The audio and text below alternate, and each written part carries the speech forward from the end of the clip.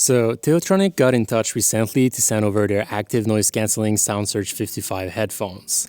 They caught my attention because they featured a Sony digital noise cancelling chip, and being an avid fan of my good old Sony WH-1000XM2s, I was really interested. If these are anywhere as good as my Sonys for like a third of the price, that would be amazing. So we'll take a look at these SoundSurge 55 headphones today and compare them against the WH-1000XM2s. And Sony has released the XM3s since then, but the changes are minor, so I still think the XM2s are a good comparison point. Here we go. So in the box, you get a hard shell carrying case, the quality is pretty nice, and it would be great for traveling. In the case, you get the headphones themselves, but also an airplane adapter, a USB-C cable, and an auxiliary cable to use the headphones wired. The case itself is pretty nice, however, it's bigger than the Sonys, mainly because the headphones are not folded in it, even though they fold like the Sonys.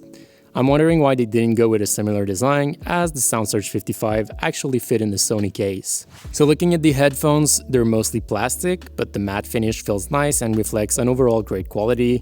The headband and ear pads are covered in a synthetic leather material that's really soft.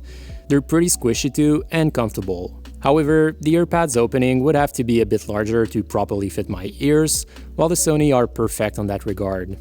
The size adjustment band feels nice and it's made out of metal, so it should be durable. It also clicks at every step. Then all the controls are on the right ear cup.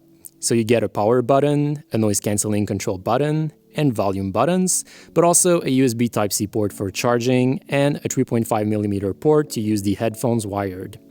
Overall, pretty similar to the Sonys, and one cool feature that both headphones have is that they work wired even when the battery is completely drained.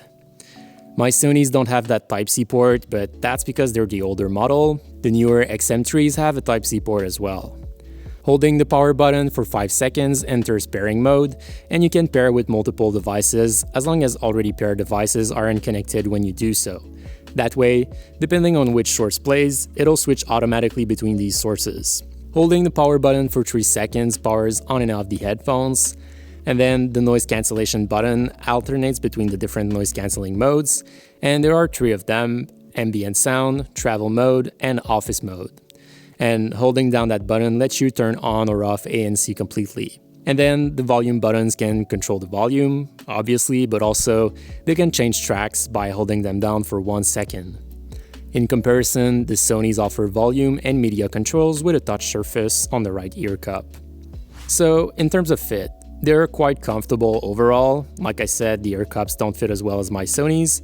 They sit slightly on my ears, but it doesn't hurt or anything, and I was able to wear them all day long without issues, mainly because they don't apply too much pressure on each sides. In terms of adjustments, they're almost fully extended on my head, but I have a pretty big head, so most people should be good with that level of adjustment. In comparison, the Sonys could accommodate bigger heads than mine. So now to the noise cancelling.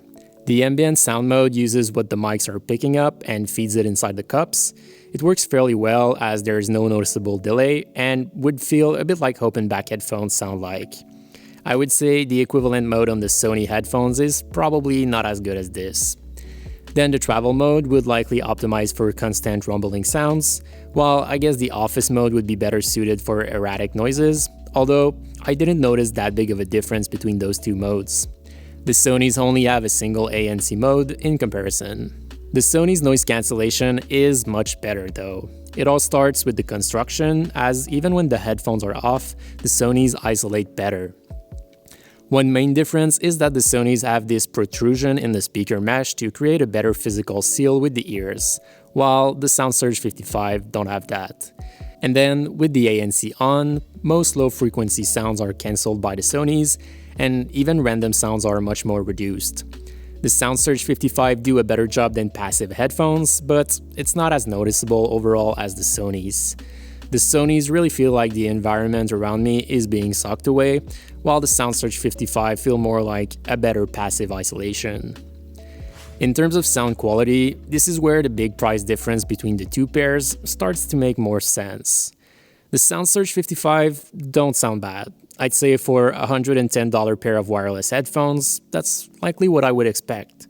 But compared to the Sonys, It is a night and day's difference. Not only the XM2s cover a wider range of frequencies, they seem to better reproduce the higher and lower frequencies, and the main difference I would say is how clear the sound is. They are way more detailed than the SoundSurge 55. I would say the improvement is noticeable in all applications. For music, it's pretty obvious that it's a much more pleasant experience, but even for movies, the sound effects are much more impressive and the voices are clearer. Or like for podcasts, where it's much easier to hear clearly what people are saying. Overall, I think this is the main difference that would make it worth upgrading to the high-end Sony noise-cancelling cans. This and the better noise cancelling. Now, I'll leave you with various sound tests using the Roland CS10EM earbuds. These have outward-facing microphones, so they capture what I would hear while I'm testing the headphones.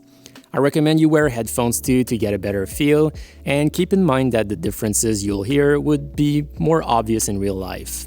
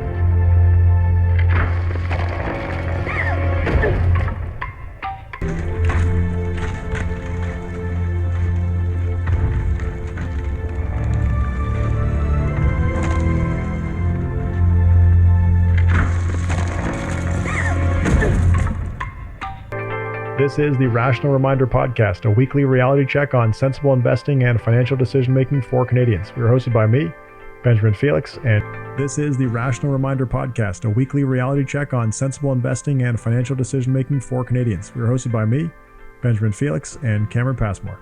Now, these headphones use Bluetooth 5.0, and that's great as it has a better range than Bluetooth 4.1, which is what my Sony headphones use. However, the SoundSurge 55 seem to cut off more easily than my Sonys if I'm in between the source and the headphones, or if I'm far away from the source in my apartment. So, although the Bluetooth protocol should help with longer range, it seems like the antenna in the Sony is larger or better positioned, as the range and reliability of the signal is a bit better.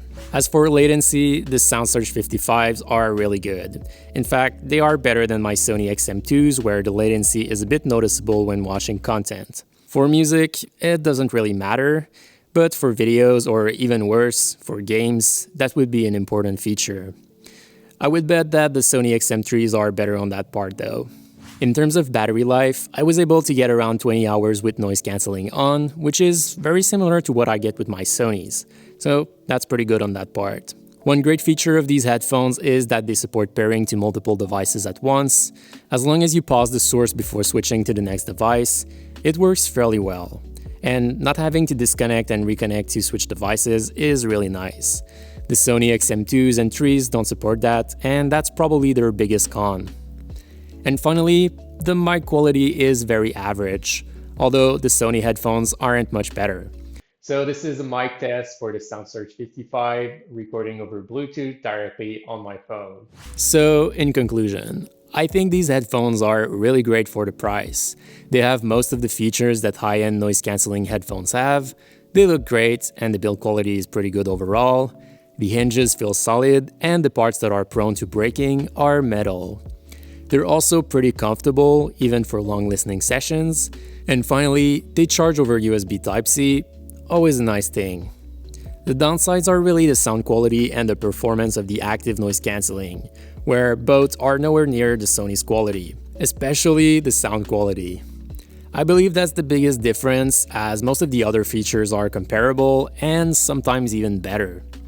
If you don't want to sacrifice sound quality and have the best noise cancelling experience, then I would say go with the Sonys, as there is a noticeable difference, and I believe it's worth spending more if you care about these two things. But for the price, the SoundSurge 55 are really great headphones, packed with features, and they offer a killer value. If I didn't already have the Sonys, I'd be happy to use them on a daily basis, but given that I do have them, the Sonys will keep their place as my daily drivers. So that wraps it up for today. I'll have affiliate links to the SoundSurge 55 wireless noise cancelling headphones in the description. If you're interested in these, feel free to use that link to help the channel at the same time. As always, thank you for watching. Make sure you leave a like if you did, and don't forget to subscribe if you still haven't already, as I'll see you in the next video.